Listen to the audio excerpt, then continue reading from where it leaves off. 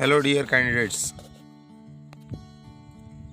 आज हम आपको बता रहे हैं यूपी सरकार में सब इंस्पेक्टर बनने का सुनहरा अवसर। उत्तर प्रदेश पुलिस भर्ती एवं प्रोन्नति बोर्ड द्वारा आयोजित होने वाली पुरुषों एवं महिलाओं के लिए उप निरीक्षक, सब इंस्पेक्टर, नागरिक पुलिस तथा पुरुषों के लिए प्लाटून कमांडर, पीएसी एवं अग्निशमन द्वितीय अधिकारी के पदों पर सीधी भर्ती 2020-21। इसमें आप देख रहे हैं यह 25 फरवरी 2021 को नोटिफिकेशन जारी हुआ था। उप निरीक्षक नागरिक पुलिसों के पदों का श्रेणीवार विवरण दिया गया है, आप देख सकते हैं। अनरिजर्व के लिए 3613, EWS 902, अन्य पिछड़ा वर्ग OBC 2437, अनुसूचित जाति SC 1895, अनुसूचित जनजाति ST 180 वैकेंसी है। टोटल नागरिक पुलिस में 9027 वैकेंसी है। इसमें EWS का मतलब है इकोनॉमिकली बैकवर्ड सेक्स, जो आर्थिक रूप से कमज़ोर हैं। इसमें आप देख सकते हैं सीधी भर्ती द्वारा भरे जाने वाले पदों के लिए हॉरिजॉन्टल रिजर्वेशन दिया गया है। स्वतंत्रता संग्राम सेनानी के आश्रितों को 2%, भूतपूर्व सैनिक 5%, महिला 20%। पदों की संख्या आप देख सकते हैं दी हुई है 2% 180 जगह है, 5% 451, 20% 1805। उप निरीक्षक के बाद आप देखेंगे प्लाटून कमांडर पीएसी के लिए वैकेंसी है। जनरल के लिए 194, EWS के लिए 48, OBC के लिए 131, अनुसूचित जाति SC के लिए 101, अनुसूचित जनजाति ST के लिए 10। टोटल 484 जगह है प्लाटून कमांडर पीएसी की।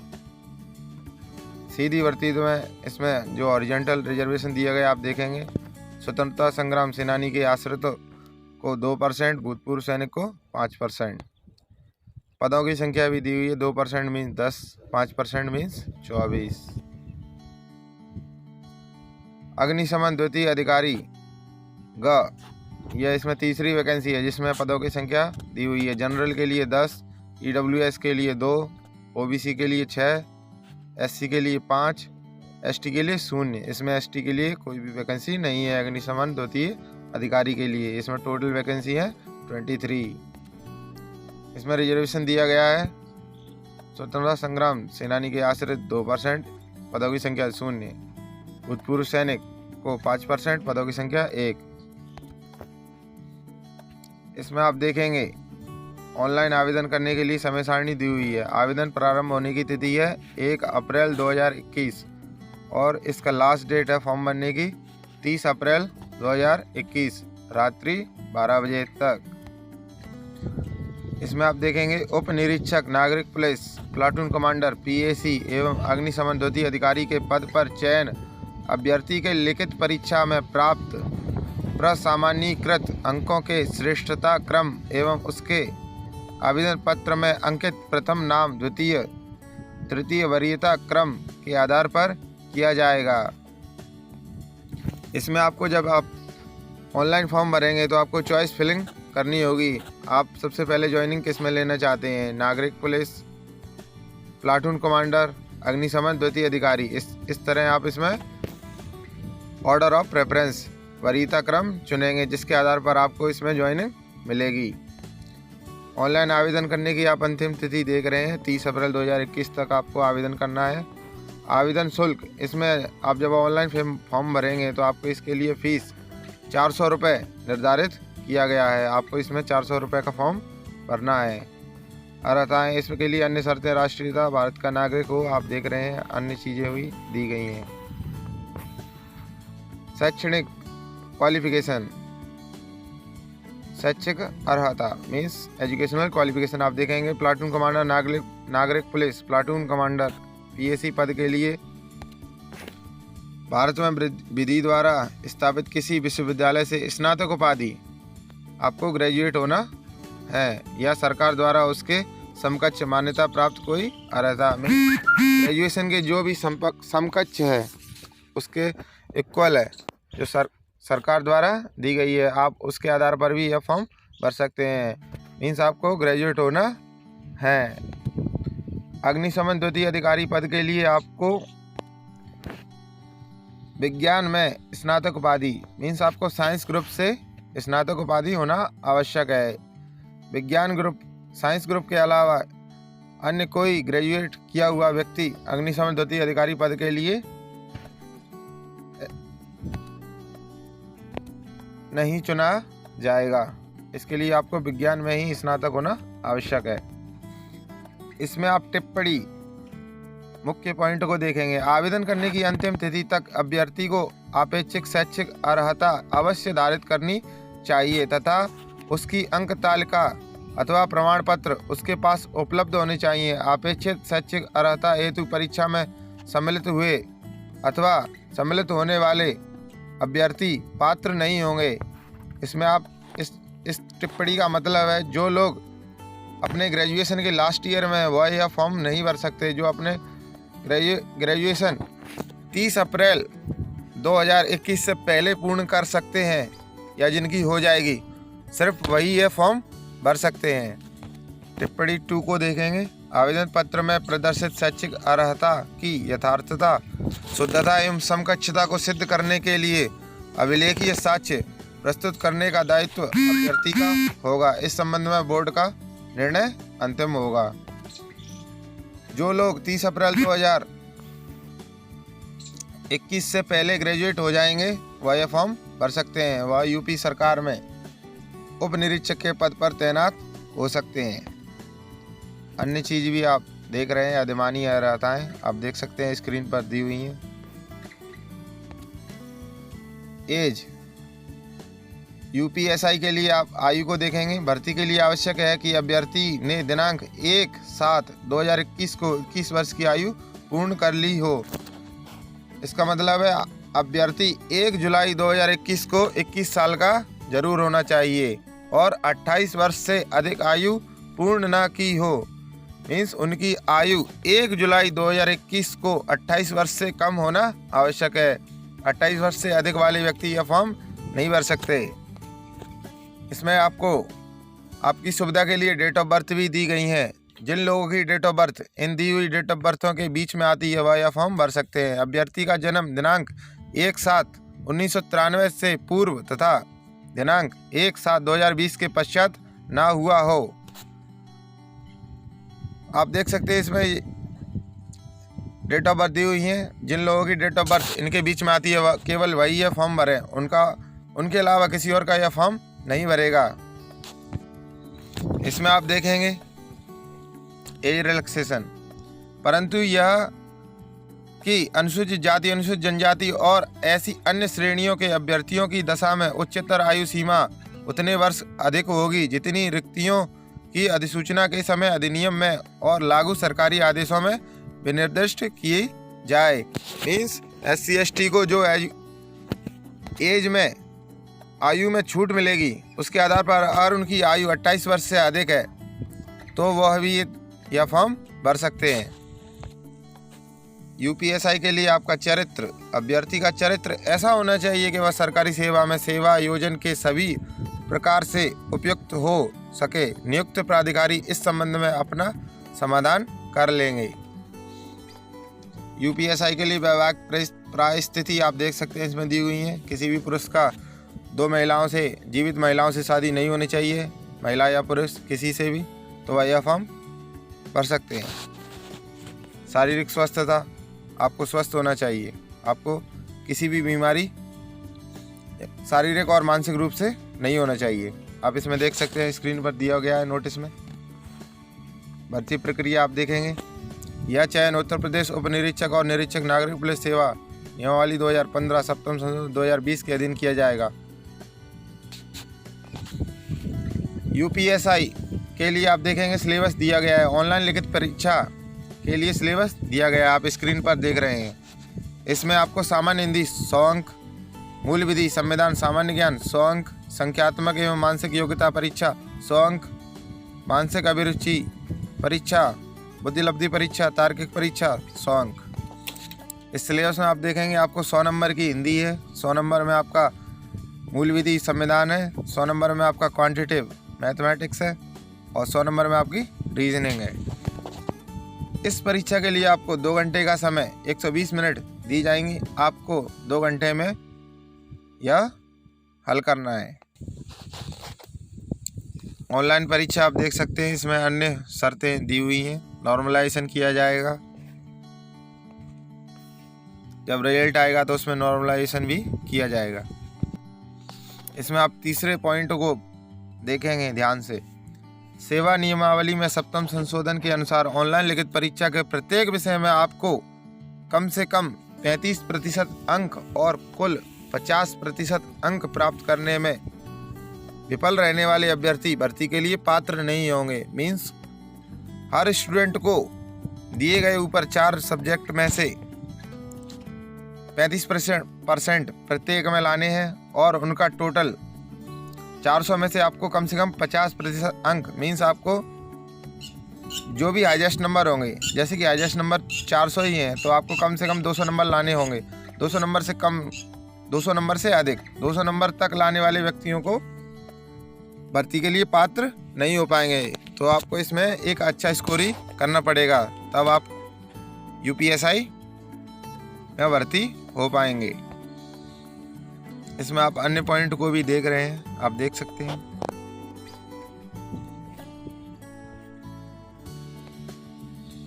आपको आपके ऑनलाइन परीक्षा में प्राप्तांकों के आधार पर बुलाया जाएगा शारीरिक मानक परीक्षा में सम्मिलित होने के लिए। शारीरिक मानक परीक्षण के मानक हैं आपको ऊंचाई पुरुषों के लिए कम से कम 168 सेंटीमीटर होनी चाहिए। अनुसूचित जनजाति के स्टूडेंट, एसटी के स्टूडेंटों की ऊंचाई कम से कम 160 सेंटीमीटर होनी चाहिए, जो कि राजस्थान सब इंस्पेक्टर के लिए भी आई थी, सेम इसमें भी है। सीना, चेस्ट आप देख रहे हैं, कम से कम आपका नाप बिना फुलाए 79 सेंटीमीटर और फुलाने के बाद कम से कम आपको 5 सेंटीमीटर फुलाना है, 80 सेंटीमीटर होना चाहिए। अनुसूचित जनजाति एसटी के उम्मीदवारों के लिए सीना, चेस्ट कम से कम 77 सेंटीमीटर बिना फुलाए और फुलाने पर 82 सेंटीमीटर कम से कम होना चाहिए। अगर वह इसमें विफल होते हैं तो आपको भर्ती नहीं किया जाएगा और आप भर्ती प्रक्रिया से बाहर हो जाएंगे। टिप्पणी, न्यूनतम 5 सेंटीमीटर सीने का फुलाव अनिवार्य है। आपको कम से कम 5 और अधिकतम आप कितना भी अपना चेस्ट फुला सकते हैं, 5 से कम आपको चेस्ट नहीं फुलाना है। महिलाओं हेतु शारीरिक मानक ऊंचाई, महिलाओं की ऊंचाई कम से कम 152 सेंटीमीटर होनी चाहिए। महिला एसटी महिला उम्मीदवारों के लिए कम से कम ऊंचाई 147 सेंटीमीटर होनी चाहिए। वजन, महिला अभ्यर्थियों के लिए न्यूनतम उनका वजन 40 किलो होना चाहिए। जिन महिला अभ्यर्थियों का वजन 40 किलो से कम होगा, 40 किलो से कम होगा, उनको भर्ती प्रक्रिया से बाहर कर दिया जाएगा। आप इसमें देख रहे हैं शारीरिक मानक परीक्षा के लिए मापदंड ऊपर दिए गए थे, हमने आपको बता दिए हैं। शारीरिक दक्षता परीक्षा, शारीरिक दक्षता परीक्षा आप देखेंगे 4.8 किलोमीटर की दौड़ 28 मिनट में, महिला अभ्यर्थियों को 2.5 किलोमीटर की दौड़ 16 मिनट में पूरी करना आवश्यक है। और हम आपको एक टिप्पणी दे रहे हैं, यूपीएसआई से सरल फिजिकल किसी भी फोर्स में जाने के लिए नहीं है। आप देखेंगे 4.8 किलोमीटर्स की दौड़ आपको 28 मिनट में पूरी करनी है और महिला उम्मीदवारों को 2.4 किलोमीटर की दौड़ 16 मिनट में पूरी करनी है। इसमें आप देखेंगे शारीरिक दक्षता परीक्षा की आयोजन की प्रक्रिया बोर्ड की वेबसाइट पर प्रदर्शित की जाएगी। लिखित परीक्षा, अभिलेखों की समीक्षा एवं शारीरिक मानक परीक्षा एवं शारीरिक दक्षता परीक्षा की तिथि एवं समय की सूचना यथा समय अधिसूचित की जाएगी। लिखित परीक्षा मीन्स आपका ऑनलाइन पेपर, अभिलेख मीन्स आपके डॉक्यूमेंट वेरिफिकेशन, शारीरिक मानक परीक्षा मीन्स आपकी UPE फिजिकल स्टैंडर्ड टेस्ट और शारीरिक दक्षता परीक्षा मीन्स आपका फिजिकल एफिशिएंसी टेस्ट। यह सब आपको तिथि एवं समय की सूचना यथा समय आपको मिल जाएगी। जो लोग लिखित परीक्षा, शारीरिक मानक परीक्षा, शारीरिक दक्षता परीक्षा में उत्तीर्ण होते हैं और उनकी मेरिट के आधार पर उनका चयन होता है, वह UPSI को ज्वाइन कर पाएंगे। जो लोग मेरिट में बाहर हो जाएंगे वह UPSI नहीं बन सकते। अंतिम चरण में आपको चिकित्सा परीक्षा मेडिकल के लिए बुलाया जाएगा। चयन सूची में स्थान रखने वाले अभ्यर्थियों को नियुक्ति प्राधिकारी द्वारा चिकित्सा परीक्षा में सम्मिलित होने की अपेक्षा की जाएगी। आपको मेडिकल के लिए बुलाया जाएगा, जो कि एक कमेटी द्वारा गठित चिकित्सा परिषद द्वारा किया जाएगा। चिकित्सा मैनुअल वह पुलिस भर्ती चिकित्सा परीक्षा प्रपत्र के अनुसार की जाएगी। चिकित्सा परीक्षण में असफल पाए गए अभ्यर्थियों को नियुक्ति प्राधिकारी द्वारा अनुपयुक्त घोषित किया जाएगा। ऐसी रिक्तियों को अग्रेतर चयन के लिए आगे ले जाया जाएगा। जो लोग मेडिकल में फेल हो जाते हैं वह भर्ती प्रक्रिया से बाहर हो जाएंगे, और जिन लोगों का मेडिकल क्लियर हो जाता है, जिन लोगों का मेडिकल अच्छा है, उनका मेरिट सूची में नाम आएगा और आप UPSI बन जाएंगे और आप आगे जाकर UPSI को ज्वाइन कर लेंगे। इसमें आप आरक्षण और आयु सीमा में छूट को आप देखेंगे। अनुसूचित जनजाति 21%, अधिकतम आयु सीमा में छूट 5 वर्ष। प्रमाण पत्र में प्रारूप जाति प्रमाण पत्र प्रारूप 2 प्रमाणित करने वाले सक्षम अधिकारी आप देख सकते हैं दी हुई है। अनुसूचित जनजाति 2%, अधिकतम आयु छूट 5 वर्ष मीन्स जिनकी उम्र SC ST के उम्मीदवारों की उम्र और OBC के उम्मीदवारों की उम्र 28 साल से ऊपर 5 साल अधिक हो मीन्स 33 वर्ष से कम वाले व्यक्ति UPSI का फॉर्म भर सकते हैं। इसमें आप देखेंगे EWS को आयु में छूट नहीं दी गई है। भूतपूर्व सैनिक के बारे में आप देखेंगे, ये टिप्पणी की गई है, आप देख सकते हैं स्क्रीन पर दी हुई है। अन्य टिप्पणी भी आप देख सकते हैं। गोद लिए जाने के फलस्वरूप बच्चा गोद लेने वाले व्यक्ति की अपनी संतान स्वरूप हो जाता है। अतः अनुसूचित जाति जनजाति का कोई भी व्यक्ति किसी सवर्ण बच्चे को नियमानुसार गोद लेता है तो उस बच्चे को आरक्षण व्यवस्था के अंतर्गत लाभ अनुमन्य होगा मीन्स उसको भी रिजर्वेशन का लाभ दिया जाएगा, क्योंकि उसके माता पिता अब SC ST कैटेगरी से बिलोंग करते हैं। अन्य टिप्पणी भी आप देख सकते हैं दी गई हैं। आप पॉइंट 11 को समझेंगे। ऐसे अभ्यर्थी जो उत्तर प्रदेश का मूल निवास प्रमाण पत्र प्रस्तुत करने में असफल रहते हैं उन्हें अनारक्षित श्रेणी का अभ्यर्थी मानते हुए विचार किया जाएगा। मीन्स जो लोग UP का डोमिसाइल सर्टिफिकेट मूल निवास प्रमाण पत्र प्रस्तुत नहीं करते हैं वह जनरल कैटेगरी से पेपर देंगे और आपको जनरल कैटेगरी से ही अनारक्षित श्रेणी से ही चयनित किया जाएगा। इसमें अभ्यर्थियों कैंडिडेट्स के लिए महत्वपूर्ण सूचना आप देख सकते हैं स्क्रीन पर दी हुई है, जो कि UP सरकार नोटिस UPSI नोटिस में दी हुई है, आप देख सकते हैं। इसमें आप देख सकते हैं दी हुई है।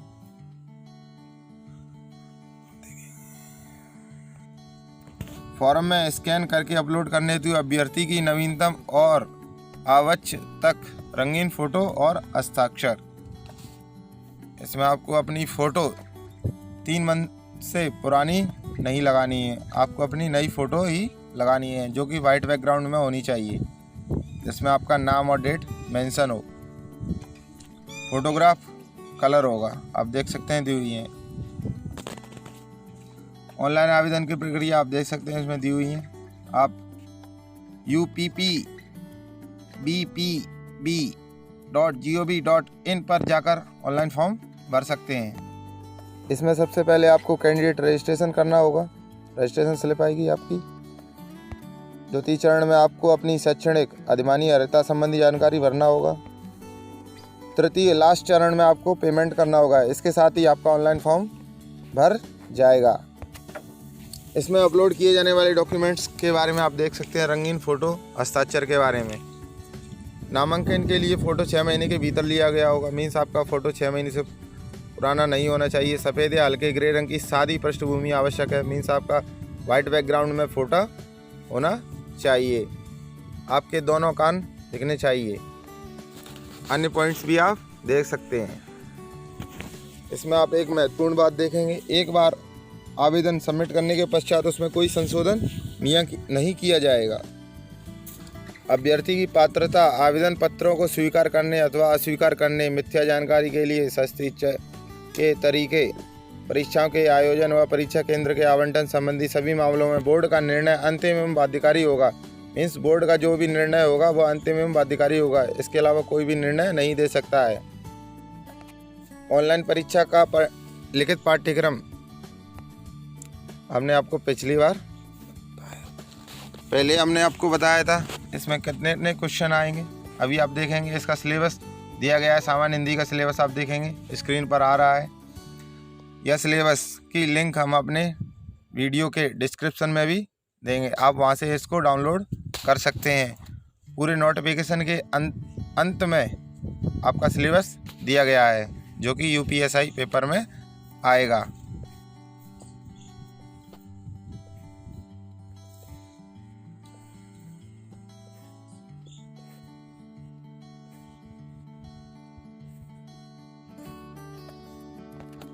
आप देखेंगे आपका सिलेबस आ चुका है। आप हमारे वीडियो की डिस्क्रिप्शन लिंक में से जाके डाउनलोड कर सकते हैं। धन्यवाद।